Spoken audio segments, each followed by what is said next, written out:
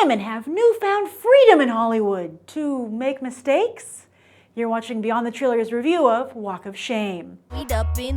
Sneaking up on me is a bad idea. You better get lost. What are you doing? I'm getting lost! Go get lost somewhere else! Bitch, why are you so fast? I've been talking out of school! Where's Megan? I don't know, she just took off. Time to get where I'm going. If I'm out with the clowns, it will slow me down. The network is coming to see Megan today. If you were Megan Miles, where would you be?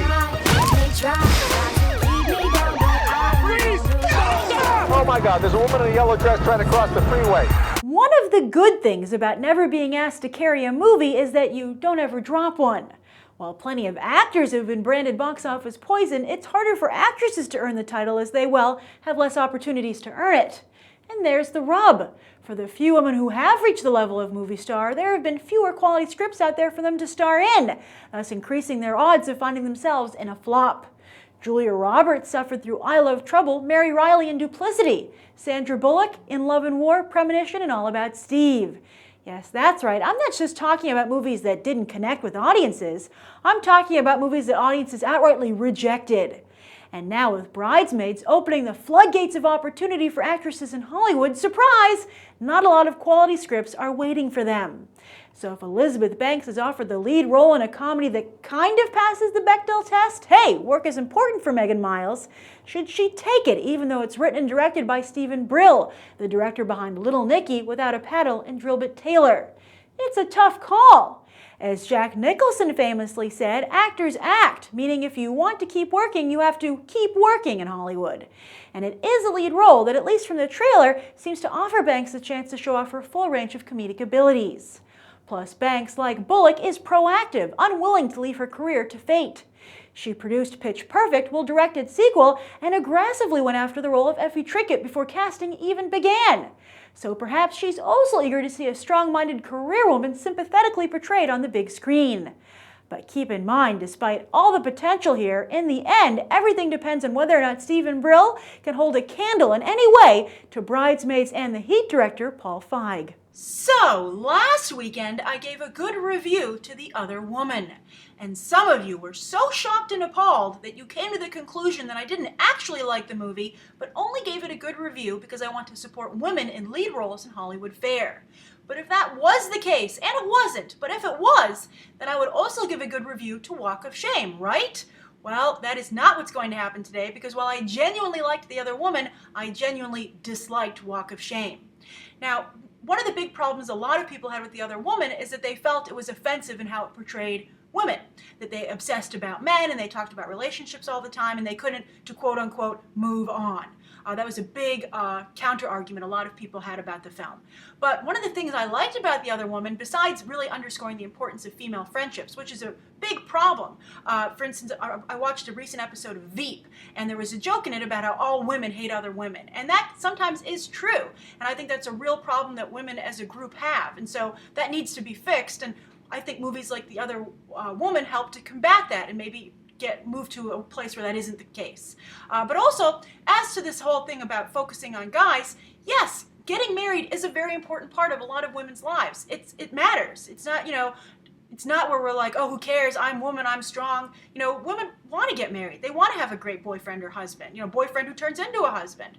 And also, sometimes when that doesn't turn out, they find themselves really entrenched financially and socially, just their whole lives. It's very hard to divorce someone, especially after a very long time being married. Your lives are very intertwined at every level. And so I liked The Other Woman because I think it was very realistic in its depiction of those scenarios. And it's something you don't often see, especially as we try to be very girl powery. I think those things are left behind.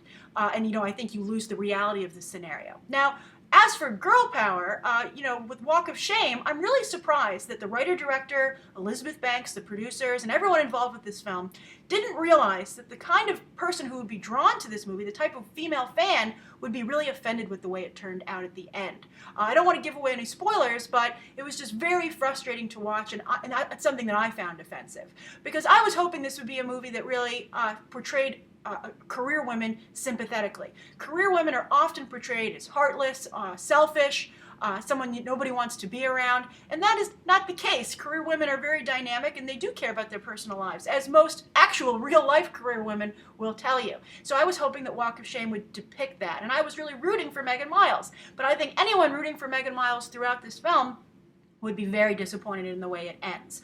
Also, she had 2 female friends, and they were, as opposed to, I think, the very realistic depictions of women and the other women, here in Walk of Shame, they were just like cardboard cutouts. They were caricatures.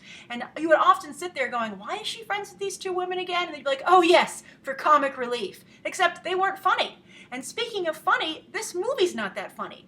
It lucked out in that it had just enough material for a great trailer. I loved this trailer. I gave this trailer a good review. But the movie has nothing else left in the tank. So if you've watched the trailer, you've seen all the good parts of the film. I also feel the film is irresponsible to float out the idea that a woman in this dress and high heels could walk around any urban area, really anywhere, in the middle of the night in desolate surroundings and meet the kind of people she meets through the course of the film, and that nothing bad would happen to her. That's a very dangerous scenario, and that's actually the only interesting thing I took away from the film, that despite all the advancements that women feel that we've made in feminism and girl power, still, you're very vulnerable at the middle of the night when none of that comes into play. And guys are as well. James Marsden, I wouldn't suggest he walk around either in the middle of the night, or anyone, but I think women even more so. And so despite all the progress that women have made, I think it was very interesting to underscore that in some areas it's the same as it was at the beginning of time. So that was the only good takeaway. As for Elizabeth Banks herself, she was fine here. I think Elizabeth Banks is always good. I think she's a consummate professional. But I think the only reason she really made this movie is so she could have another leading role on her resume, which is mostly supporting. So good for her. Hopefully, whenever she references this movie, the person that she's referencing it to will not have seen it, and just be like, "Oh, great! Someone picked you for a lead role. Maybe I should too." And on that note, unless you're Elizabeth Banks herself, her agent, or anyone who's directly invested in her career, I don't think you should watch this film. So I regretfully give this not a good recommendation at all. So that's my thoughts on Walk of Shame. I'm curious to how you guys feel. Did anyone see Walk of Shame and The Other Woman? How do you feel the 2 films compare? And also, have any of you seen The Other Woman since last weekend? Did you change your mind at all about it, for good or bad? Maybe you doubled down and you still don't like it, and all your worst thoughts on it were confirmed. I'm very curious to continue this discussion, so please leave your thoughts down below, and thank you for checking out my review. You can watch some more episodes right now.